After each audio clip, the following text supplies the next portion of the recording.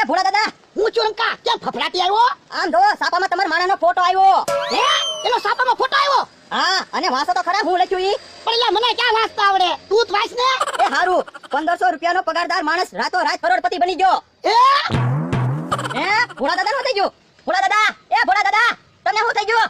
ભોળા દાદા, ભોળા દાદા તો બેભાન થઈ ગયા. હું ભોળા દાદા, એ ભોળા દાદા, ભોળા દાદા, એ ભોળા દાદા, હું રમતા દેખાડો કરે. એ ભોળા દાદા બેભાન થઈ ગયા.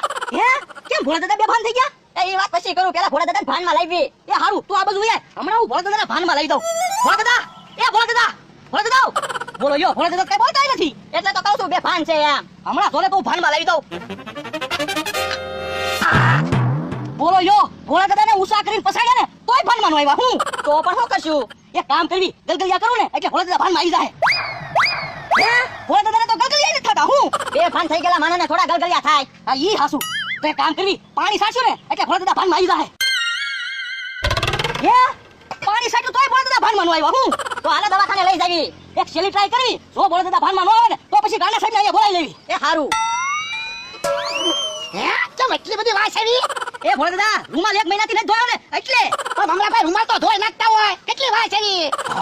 હું બધા ભેગા થઈને ઉભા. એ ભોળા દાદા બેભાન થઈ ગયા તા ને એટલે. કેમ? એ સાપુ વાસો એટલે ખબર પડી જાહે. સાપામાં તો ભોળાદાદા માણાનો ફોટો. હું એટલે તું બેભાન થઈ ગયો તો. બોલો યો, મને તો એમ હતું તમે તમારા માણાનો ફોટો છાપામાં જોઈને રાજી થાઓ. ત્યાં તો બેભાન થઈ ગયા. બકુલભાઈ બીજું હું લખ્યું ઈ તો વાસો.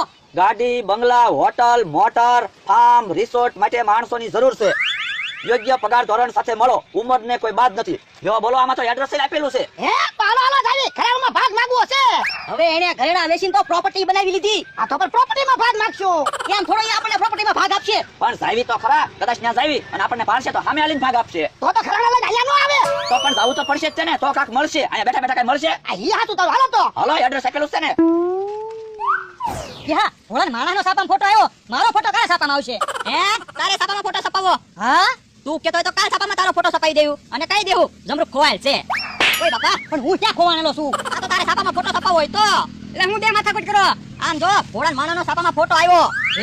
ઈ તો કરોડપતિ બની ગયો. હું તો હું આપણે ત્રણે ઘરેણા લઈ આવત ને તો આપણે ત્રણે કરોડપતિ બની ગયા હોત. હવે ઈ બધી વાત જવા દો. મારો ફોટો કારા છાપામાં આવશે ઈ કયો.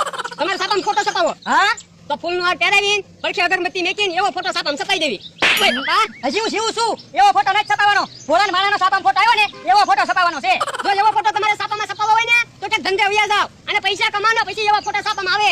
પણ એમ થા ભોળા માણસ જલસા કરતો હશે ને. તમે જોવો, બધા ઘરેણા વેચીને મારા નામે રિસોર્ટ લઈ લીધો.